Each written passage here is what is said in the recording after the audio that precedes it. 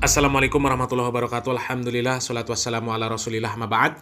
Kaum muslimin yang dirahmati Allah subhanahu wa ta'ala, kita semuanya sepakat bahwasanya dakwah yang paling baik adalah dakwahnya para nabi alaihi wassalatu wassalam.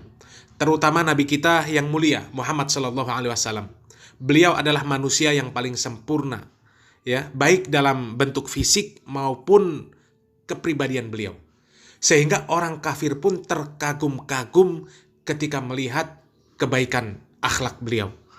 Tapi dengan segala kesempurnaan yang ada pada beliau Shallallahu Alaihi Wasallam, apakah kemudian dakwah beliau baik-baik saja?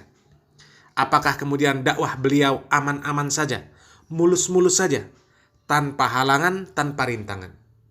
Justru ternyata ketika kita membaca sirah, membaca sejarah dakwah Nabi Muhammad SAW, justru beliau adalah manusia yang paling berat ujian dakwahnya ketika dibandingkan dengan manusia-manusia setelah beliau. Jadi bukan sebuah hal yang mengherankan ketika kita saat ini ketika berdakwah menemui berbagai macam permasalahan. Dikatakan kita dalam berdakwah ini memecah belah, membuat perpecahan, memprovokasi, membuat permusuhan dan sebagainya. Apalagi ketika berdakwah menjelaskan perkara tauhid, menjelaskan perkara sunnah, dan juga perusak dua perkara tersebut, yaitu syirik dan bid'ah. Maka sudah pasti banyak yang menentang. Karena kesyirikan dan kebid'ahan ini tumbuh subur di tengah-tengah kaum muslimin.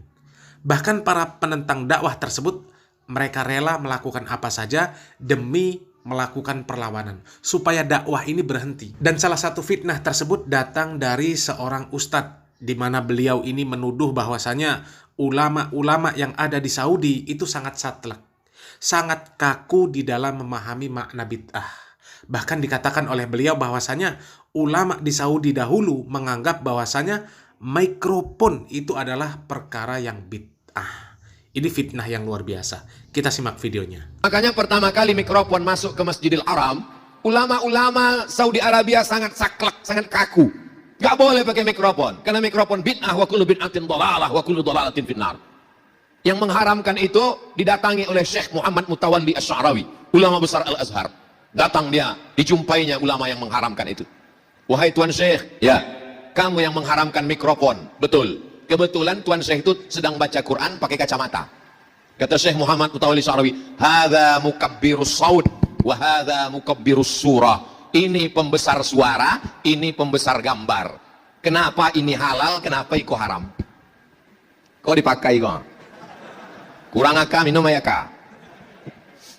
Islam tidak bertentangan dengan kemodernan selama dia baik. Kaum muslimin yang dirahmati Allah Subhanahu wa taala, kalau orang yang pengetahuan agamanya minim, maka bisa jadi akan membenarkan atau mempercayai apa yang dikatakan oleh Ustadz Abdul Somad.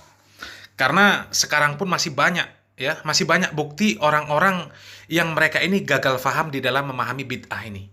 Mereka mengatakan pesawat bid'ah, HP bid'ah, laptop bid'ah, mic bid'ah, ya.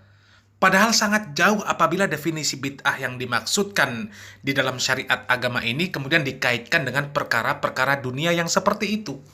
Dan sangat tidak rasional, tidak masuk akal. Karena Nabi Muhammad SAW ketika mewanti-wanti umatnya akan bahaya perbuatan bid'ah ini, beliau berbicara sebagai pembawa risalah agama, ya, pembawa risalah agama Islam, bukan risalah teknologi, bukan membawa risalah untuk kemajuan urusan dunia. Makanya Nabi Muhammad SAW mengatakan, man amila amalan laisa alaihi amruna fahuwa raddun. Barang siapa yang beramal, melakukan sebuah amalan yang tidak datang dari urusan kami, maka amalan tersebut tertolak. Jadi yang dimaksudkan oleh Nabi Muhammad SAW itu adalah urusan agama, bukan urusan dunia. Begitu juga ketika beliau SAW mengatakan iyyakum wa muhdatsatil umur fa inna kulla muhdatsatin bid'ah wa kulla bid'atin dhalalah.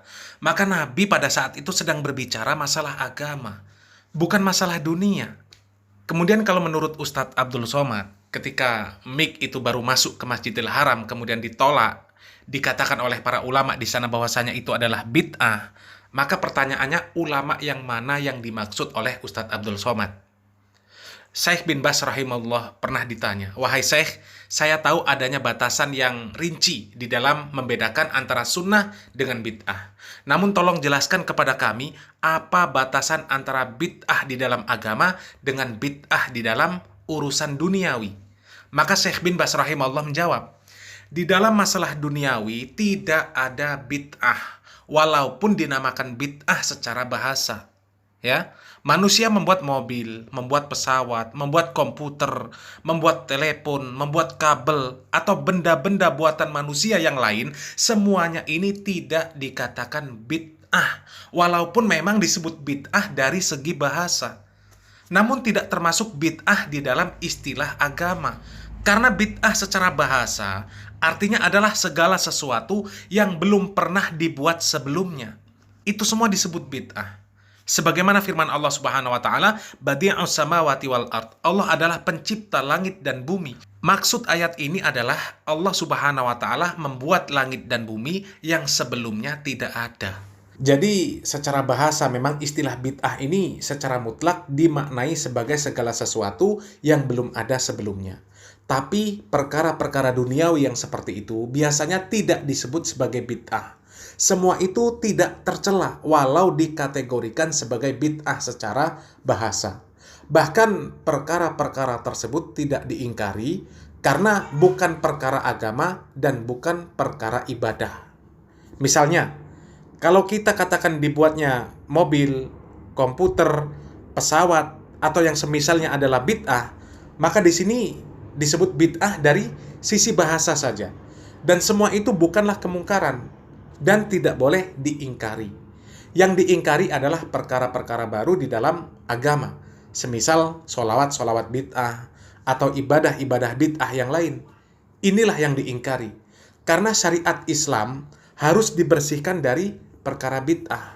Yang menjadi syariat Islam adalah apa yang telah disyariatkan oleh Allah dan Rasul-Nya, bukan apa yang diada-adakan oleh manusia, baik itu berupa sholawat, puasa, atau ibadah-ibadah yang lain yang tidak disyariatkan oleh Allah Subhanahu wa taala. Karena agama ini telah sempurna. Sebagaimana firman Allah Subhanahu wa taala, "Al-yauma akmaltu lakum dinakum wa atmamtu 'alaikum ni'mati wa raditu lakumul Islam madina." Pada hari ini telah kusempurnakan untukmu agamamu dan telah kucukupkan kepadamu nikmatku dan telah kuridhoi Islam menjadi agama bagimu.